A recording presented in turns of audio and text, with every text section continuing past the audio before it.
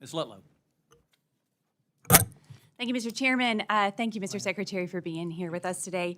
Would you agree that FAFSA is one of the most important documents that a student fills out when trying to determine their college path? Absolutely. As a parent, I can tell you I've experienced the old system and the new system, and I do believe FAFSA is a very important document that students Great. can fill out. And that leads me to my second question. As a parent, you mentioned Yeah. your son and daughter. As you're planning for your child, you're very curious about what financial aid will be available for your child. So you would think it would be important for parents as well. Absolutely. Okay. As a former higher education administrator myself, I know how important it is that we receive that FAFSA data in a timely manner. So you would also agree that for higher education administrators, as they're planning how many sections they're going to have, how many professors are needed for each section, that also would be very important for them as well. Absolutely. I talk to financial aid administrators daily. I spoke to one in person yesterday, and I understand the situation that they're in, and we're working with them to make sure we can support them. Sure. So as you know where I'm going with this, it's no secret that the rollout of the new FAFSA has been an absolute disaster. Multiple delays, technical issues, long processing times, and now incorrect data supplied to universities. So my question begins with this. At what point did you realize there were going to be some real problems getting the FAFSA rolled out on time, and when did you know the department was not going to meet the traditional FAFSA deadlines? Thank you. Look, I understand the challenges that our students, our families, our universities, financial aid administrators are facing. There's nothing more important right now at the Department of Education. We're working on this around the clock because we want to make sure our students have information that they need to make informed decisions.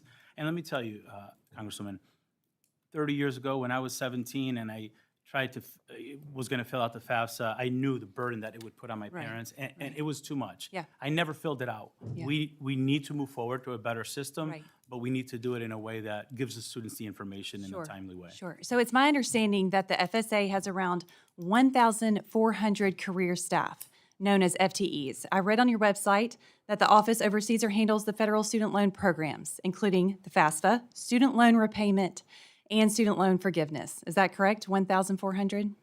I can verify that with you, but that sounds about right. Great. Of those 1,400 employees, how many focus on FAFSA implementation, and how many of those FTEs have been focusing on the $144 billion of student loan forgiveness, which your department has rolled out over several tranches? So I can get more information, more specific information to you because you're asking very specific, the number of employees, but I can tell you the FSA office is responsible for also bringing 28 million people back into repayment. We changed contracts to make the process better for students. So we're moving contracts for us to oversee those programs in addition to FAFSA. So it's not that I don't want you to think that they're not doing FAFSA because they're working on something else. FAFSA has been a priority since day one when we got into these positions, and it will continue to be a priority until we deliver for these students. It's my understanding that it's been an absolute nightmare. I hear from university administrators all the time. This isn't a partisan issue. This is something that is affecting higher education as a whole. It's affecting parents, students, and at a time when I hear from my constituents, industry leaders, that we are facing one of the worst workforce shortages in history, that we shouldn't be creating a deterrent for our students to go into higher education so that we can answer that workforce shortage that we have. And so I'm concerned that you didn't pull employees away from working on loan repayment for people who have already gone to college.